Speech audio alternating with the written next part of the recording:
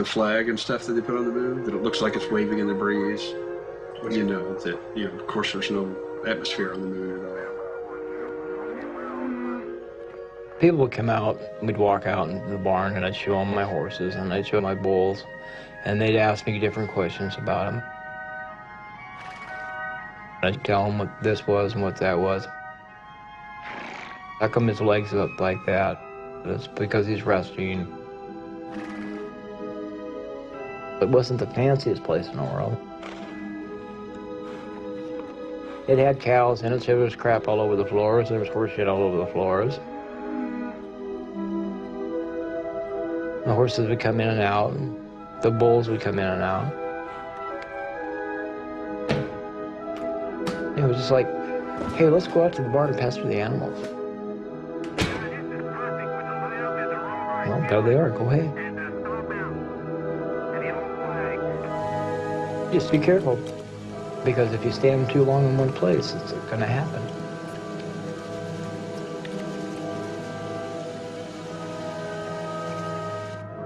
If you just stand there, they'll walk up behind you, put their head on your shoulder, and talk to you. They're going to pick up that pheromone your body's putting off. They're going to mount you. If you don't move, you're bred. And I mean bred.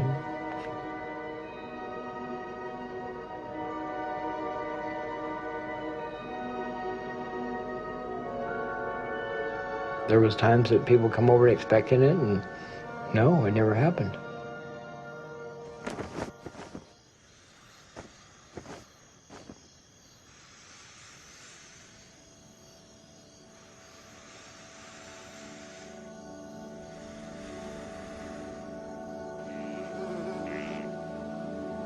We had one horse that we called Chance when we brought him in.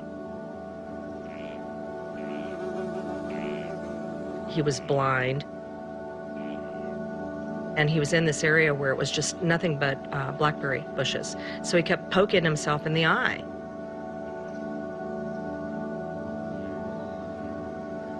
We ultimately had to remove both of his eyes because he had re-injured himself so many times trying to forage for food.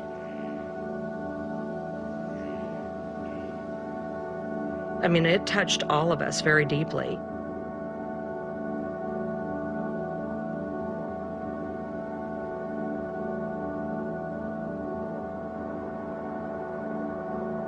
When we took that horse to the veterinary hospital, we were advised to put him down.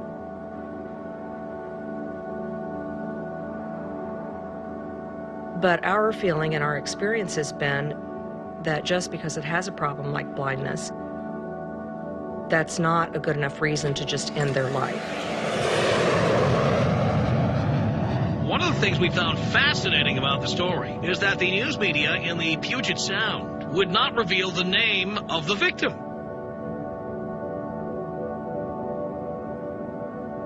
We believe we have the name of that man. We talked to somebody who worked with this guy.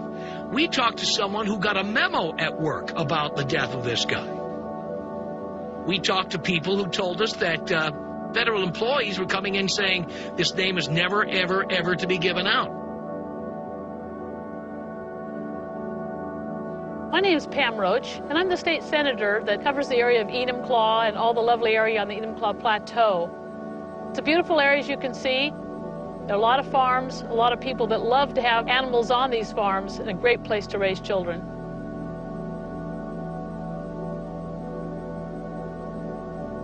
I could never believe that an animal would do this on their own. We don't allow adults to abuse children sexually. Children cannot consent. Children are innocent. And so are animals. They cannot consent, and they're innocent. Mrs. Edwards, ready to rescue those horses? This is a nice little town. It's not the big city. You don't have to deal with the hustle, the bustle, and the crime rate. Mostly you see in the paper, somebody's trash can gets knocked over, or the drunk next door neighbor comes over and pissing on their tires. It was not a town that had a whole lot going on in it. It was quiet. There was a couple Chinese food restaurants. There was a Mexican food restaurant we go to quite a bit.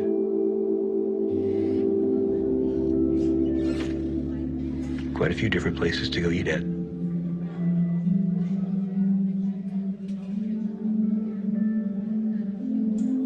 You know, we're not isolated out there.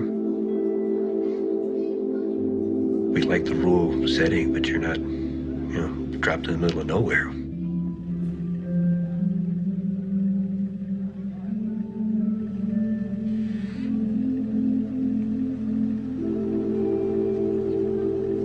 Him and his ex-wife got along really well.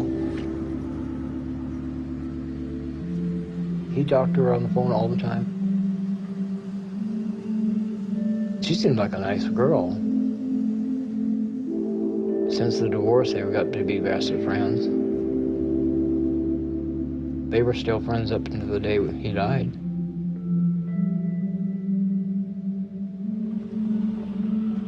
The type of work he did was basically top secret.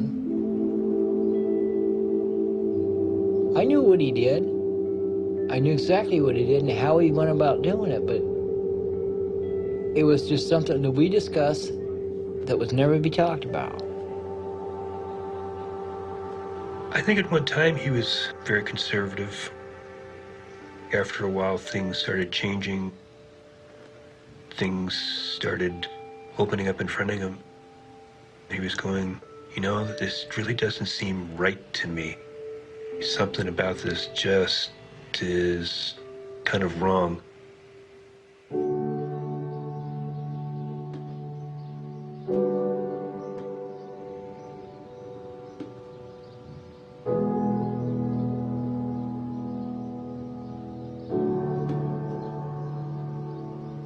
I had a apple tree, fir tree, and a weeping willow.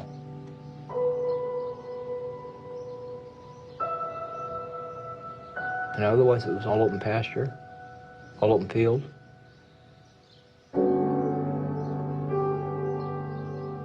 Occasionally, there'd be some discussion on some constitutional issues of basic freedoms being usurped by certain political parties who thought that they needed to control the morality of the world, and they didn't care exactly how they got to do it.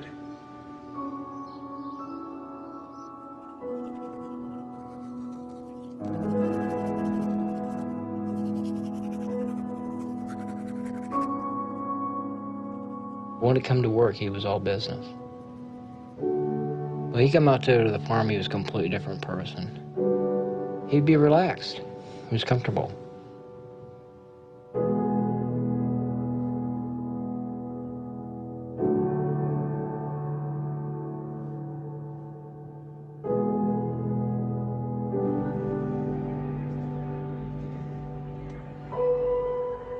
They were here during that time for the son to visit his father. Flight number 324 to Seattle will be leaving gate 26A at 6:22 p.m. You know, here they had come all this way to have this sort of normal family vacation. About halfway through their vacation, the death happened.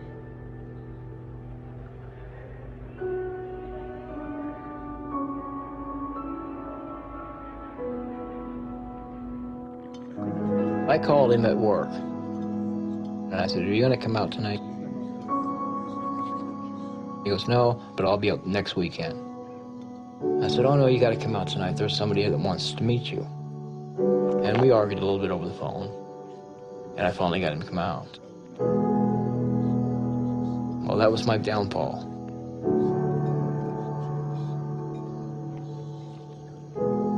It just irritates me thinking about it. Turn this thing off, please.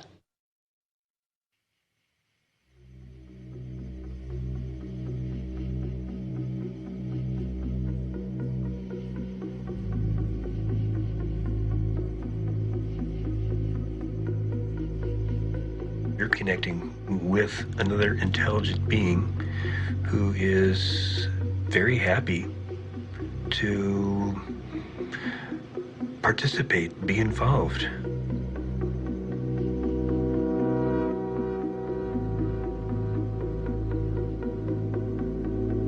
You're not going to be able to ask it about the latest Madonna album. It has no idea what Tolstoy is or Keats. You can't discuss the difference between Manet and Picasso. That just doesn't exist for their world. It's a simpler, very plain world. And for those few moments, you kind of can get disconnected.